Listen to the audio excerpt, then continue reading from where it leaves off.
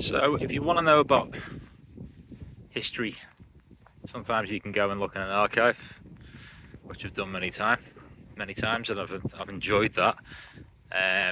Sometimes you can go to a museum, but I think in a sense you want to go to the places, and even the places where people are buried. And morbid as it might sound, but graveyards are mines of information, really. Epitaphs can tell you an awful lot. I'm in Toxteth Park Cemetery, just off Smithdown Road in Liverpool, and there are some very interesting people in here. There aren't many opportunities for a writer to actually go and visit the grave of one of the characters, and behind me is the last resting place of one James Dunwoody Bulloch, who I've based one of my characters on in the first book, Water Street. This guy, Bannister Dunwoody, but also he appears in the second book, The Americans of Abercrombie Square. So Bulloch was from Savannah, Georgia, and he came over here as a naval officer in the 1860s, early 1860s, very early in the war, with a mission to build a Confederate Navy here and to muster British support for the Confederacy. I think that started with recognising the Confederacy for what it was. America was very much on a knife edge at the time.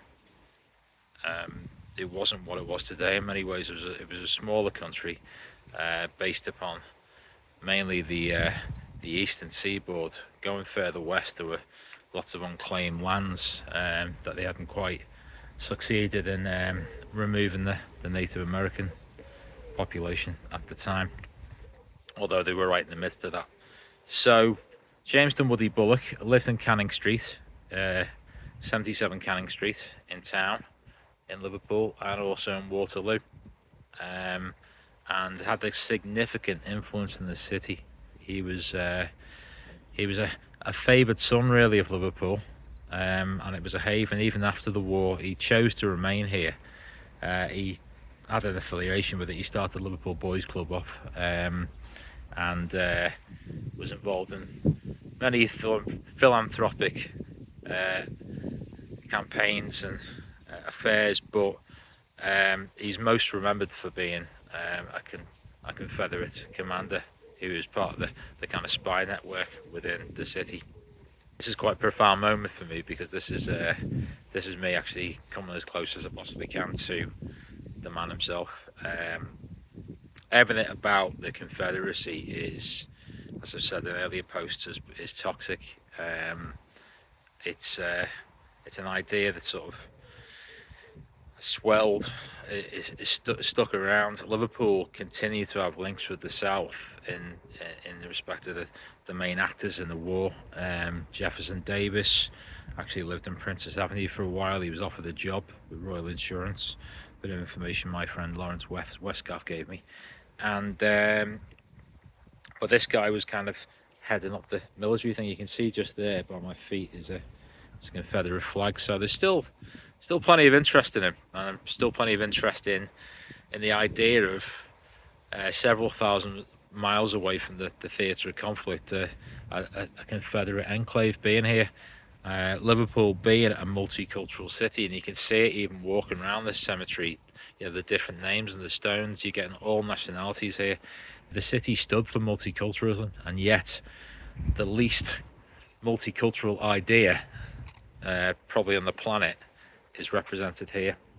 And that's not to forget his brother Irving Bulloch, who fired the last shots on the CSS Alabama, which is one of the ships that James Dunwoody Bulloch commissioned, built in Camel Laird, a notorious vessel, blockade runner, that was sunk actually off Cherbourg in France by the USS Kearsarge. Irving Bulloch went on to be on the crew of the CSS Shenandoah, one of the few born Americans on there, and alongside Captain James Waddell, That ship, which was built in Glasgow, surrendered in the last act of the American Civil War.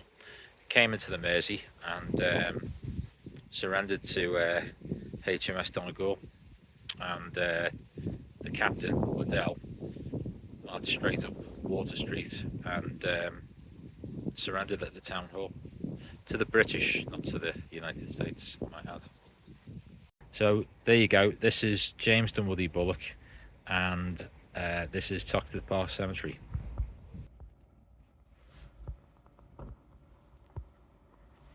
Strong ties of common ancestry existed between the Confederate States and the mother country, England. Warm ties of friendship developed between Bulloch and the English people. At the end of the war, he chose to remain in Liverpool. This inscription is dedicated with warmest appreciation and highest admiration to our mutual countrymen, the United Daughters of the Confederacy, USA, 1968. And there's the flag, still around.